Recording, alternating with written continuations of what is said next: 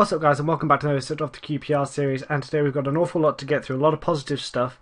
I was supposed to come back for the AZ Alkmaar game, but I forgot. By the time I realised I was supposed to do that game, it was about half time. So we're doing the game after, which is actually West Brom in the league, which is not too big an issue really, I don't think. But a lot has happened, and before I get into any of it, Lopez, Coleman and Adrede, I had clauses in their deal for like 40% of the next transfer, and we settled, and basically I've made about £10 million in total from those clauses, which is very handy because obviously we've got big transfer fees for all of them, well, in total, particularly Lopez, and then you get the extra 10 million on top. So I recommend put 40% of the next transfer percentage. I always do it for every single sale I do. I include that, and it does come big sometimes. I mean, last year I sold Shinji Kagawa from Leicester to Real Madrid, and I made like £20 million off that clause. It's incredible. You've got to do it. Anyway, but new things have happened. New facilities have come into effect, and as you see, QPR Stadium is in construction. It'll be ready by 2020. And it is a mind-boggling, and I mean mind-boggling, 8,000. Is it 8,000? It's just under 8,000, is it? Just under 8,000 bigger. Well done, Tony Fernandez. Well done. I've done so much for this club and winning lots of trophies. Not the big ones yet, okay? Not the League or the Champions League, which is fair enough. But I've won a lot of silverware. I've taken this club from being a relegation in real life to being, a big club now. And I've got the QPR. I mean, they must have spent so many hours coming up with the name for the stadium. QPR Stadium, and 8,000 bigger. Just 8,000. Anyway, that's that out of the way with. But it's great news that we've got a stadium, quite frankly. Just great news. And hopefully Fernandez is happy to stay. I think he is still. Hopefully he'll sell. Stadium will build, and I'll be able to get an expansion on it maybe in the future. But with regards to fixtures, as you can see, things have just gone fantastically. We beat the unpronounceable name from, I think they're Bosnia, aren't they, in the previous episode. And I think they're Bosnia. Am I right? I'm right, they're Bosnia. Anyway, beat them with Colosio scoring, and Pretu scored an own goal for me, if that makes sense. And then beat Stoke 1-0, James Rodriguez scoring. He's doing really well actually, really nicely. Marek has been phenomenal for us. He scored for us in a 1-1 draw at Derby. That's the only bad result. Obviously 2 points dropped this month, that's it. And it was such a late goal by them in like the 92nd minute or something crazy. And it was like a set piece, which made it even worse. So I was a bit annoyed about that. But then we bounced back and beat AZ Alkmaar 3-0 in the league. At home in the Europa League. Junior Hullert, Carlos Fiero and Tom Ince scoring. Carlos Fiero started to go on a bit of a run, obviously scoring against the Bosnian team beforehand and then against AZ Alkmaar. And then we played Chelsea and beat them 2-1. Varane and Carlos Fiero scoring the goals in that game. And we completely battered them in terms of possession, in terms of shots, in terms of making them foul a lot, in terms of corners, everything. We just absolutely battered them. They were very lucky to get that one goal. The only player who was really disappointing was Dave. Now, Dave he's 30 years old now, and he's starting to decline. It's a regular occurrence now. His ratings aren't very good. He's making mistakes. So at the end of the season, potentially he's going to have to be moved on. But I'm reluctant because he is either favourite personnel or icon. I can't remember. It's on the main screen, but I can't bother to go back to it. Varane, though, is at the other end of the spectrum. Is just a fantastic player now. Then we played Cardiff and beat them 1-0. Stefan El-Shaarawy scoring for us. Then we played Norwich, beat them 2-0. Nathan Redmond and Marek scoring. He's such a good player. Such a good player. Plays AZ Alkmaar. He scored again. Abel Hernandez came off the bench, got 2 goals in 3 minutes. It's just amazing stuff. Carlos Fiero started that game, wasn't working, so I brought Hernandez on, and then for him to come in and do that was just wow. Varane continues his very good form and chipped him to beat them 4-0. So all that means in the league is that we are currently sitting in 5th. We're 5th. We've only dropped we've drawn 2 games, lost once. So we've dropped 7 points. I think I'm right in saying 7 points. Okay, we've got 2 games in hand on the team above us. Obviously, if we win both our games, we're only 3 points off the top. That's fair enough. But we've dropped just 7 points. It's just, we've only lost 1 game and we're 5th. That just shows you just how difficult this league is. But what's interesting is Tottenham have dropped to 6th and have already lost 3 times.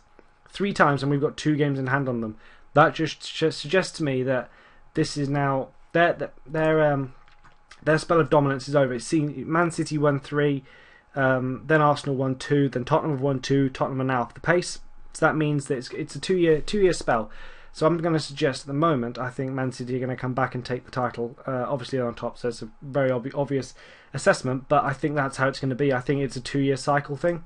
I think that's the trend I'm seeing. Obviously, then in the Europa League we've qualified for the first knockout round, I believe. if I'm not mistaken. Yes, we are through with Sampdoria. AZ Alkmaar and the Bosnian team didn't get through, but Sampdoria and myself did. Very good so far, very good. Hopefully we've still got, what, 2 games to go? Is it 2 games to go? 2 games to go, 2 games to go. We should beat the Bosnian team, Sampdoria. I'd like to beat Sampdoria and get to the top of the group if that's possible. Obviously results will determine how that goes. Capital One Cup will be the next episode after this next month's episode. It'll be against Manchester City. What are the chances of that? We're playing Man City again in another massive game. They're just obviously a phenomenal team, and quite frankly, we're out the cup. Actually, no. I'm not going to say that. I'm not going to say that because we're having a really good season. I'm really pleased with the way the team have adapted to this new tactic I made, the diamond. I've used it all season, as you can see from the results. The results speak for themselves. We're just doing fantastically well. But West Brom are tricky, particularly away from home. I believe I've had a couple of iffy results against them beforehand, possibly. That reminds me, I do need to remember to show the note about when I saved it as a note about when I got the new stadium. It's 8,000, just under 8,000 bigger, isn't it? Unless my maths is completely off, which it probably is. And it cost. I think I did save the note, so I can confirm this in a minute. But it's 60 million pounds. I think nearly all of it's paid for by selling off Loftus Road Stadium. I think some sponsorship and something else. So it's nearly all been paid off, which is fair enough. But I just hope that doesn't. It shouldn't. In theory, it shouldn't. But I just hope it doesn't impact my transfer budget, because 60 million pounds for 8,000 seats. Or we'll just say 8,000 seats. Really? I know. I think it's like a million. No, that's rough. Like 10 million, a million, 1,000 seats or something like that. I think it was 10 million, 1,000 seats or something like that. And then I think it's something like that. For every 1,000 seats, it's either a million or 10 million. I'm not entirely sure which one. 10 million would make more sense going on. I'm talking about in real life, by the way. That's what I heard. Anyway, I'm probably off, but I'm just saying what I've heard. It's something like that, which is why stadiums are so expensive. That's the way they value it or something. We are not winning yet, which is quite irritating, and I don't know who to put because I want to take Rodriguez off. I'm gonna do no. I'm gonna put Gambarini on there because he's played there a couple of times now and does quite well. So hopefully the new stadium will be okay, and hopefully, as I say, we get a takeover. I don't care who, don't care if it's a consortium, I don't care if it's a tycoon. I'd love a tycoon. I don't care if it's an internal takeover. I want Tony Fernandes out. He gave me we made a £3.5 million profit. I think it was for the month of October, 3.5 million roughly, or 3.3 3/4 million, something like that. Profit, yeah. So he gave me a transfer budget increase. I was chatting to someone on Steam actually, and I let them know about it. I know I got quite excited. He increased my transfer budget by like £650,000. I'm plotting transfers for Messi, Neymar, and I'm thinking Cristiano Ronaldo, because when Tony Fernandes is that generous to you, you cannot let opportunities like that slip. Because let's be honest, with £650,000, the world is my oyster. Yeah, 650. I don't know why he bothered giving me the notification, because who am I going to buy? Who am I going to buy when you consider any decent player now at this point is 10 million plus? Any decent player. If they're not valued at 10 million, don't even bother buying them. It's just a case of at the moment. Those new youth facilities are what I'm more interested in, actually, rather than the stadium, because I would like to see some more youth come through, particularly now because of the stadium. As I say, hopefully our transfer budget will not be impacted, but no doubt it will be. Those youth facilities could prove quite nice, because obviously we produced Eddie Holland before. He's now at Villa and not playing. I don't understand that. I really can't get my head around it. I send him to Villa. Villa said he'll be a valuable first team player. They play him as a striker. He's not been injured. He's played one game. One game, and we're in November. What's that all about? Tell me what that's all about. A valuable first team member. Are Villa lying to me? Are they telling me some bullshit? I mean, it's really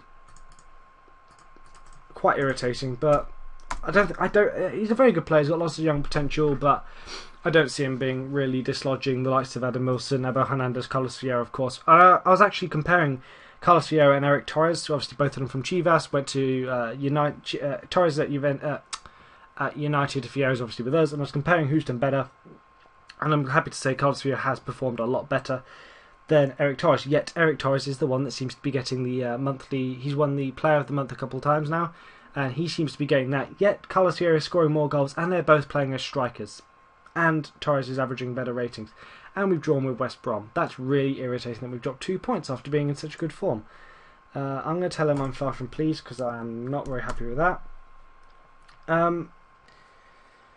Hazucha probably is, at the moment, I would say Hazucha is our best player in terms of all-round performance. Carlos Fio is scoring the goals, so is Varane actually, but Varane's been a rock at the back. Obviously, we kept a clean sheet. That's a positive there. That's one of our games in hand, so we are still way off the pace, 8 points off the pace with a game in hand of Man City. No doubt Man United will win that game because it's Manchester United, so we're going to be probably behind them because I'm not entirely sure, unless our game in hand is United, which would make sense considering we're about all on 10. But that can't be for a while. We're going to play United twice in the space of 10 days. Yeah, so that'll be our game in hand, no doubt. So we are 8 points off the top. We're not going to win the league, of course, but we're going to aim for the Champions League. We're in a Champions League spot at the moment. So, I mean, after last season's disappointment of qualifying, only getting the Europa League, I think a good season from this position right now, 10 games in, for us, 11 games for everyone else, 10 games in, win the Europa League, ideally win a cup, and qualify for the Champions League. That's a good season. I think the minimum, the absolute minimum we can do is qualify for the Champions League. We have to get back into that Champions League competition. With regards to our finances, in case anyone's interested, 3.62 million is our projected balance at the moment. We did it, but you got to bear in mind we are going to keep getting TV revenue, and everything will offset prize money and whatnot eventually. So it's not too big a deal at the moment. That note, I remember to show that note, history notebook. Yeah, so the plans of the stadium are for QPR Stadium, original name, £60 million it will cost. Offset by 23 million of the club will receive by selling Loftus Road. The board have secured a loan of 36.85 million, which is quite irritating. I don't want to pay that loan off. Additional funding for the project has been secured with the stadium sponsorship of 2.29 and £4 million.